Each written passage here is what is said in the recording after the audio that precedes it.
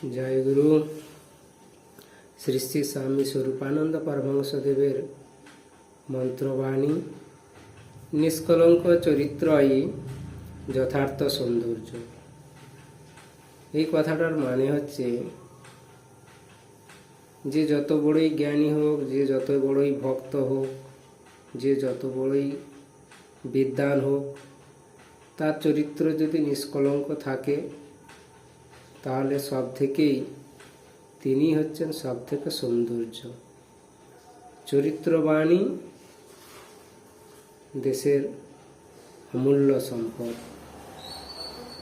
তাই শ্রী শ্রী স্বামী স্বরূপানন্দ পরমহংসদেব তার এই মূল মন্ত্রবাণী এই বিশ্বকে উপহার দিয়েছেন, যে তোমরা সারা বিশ্বকে বলছেন যে যাই ধর্ম করো, চরিত্রবান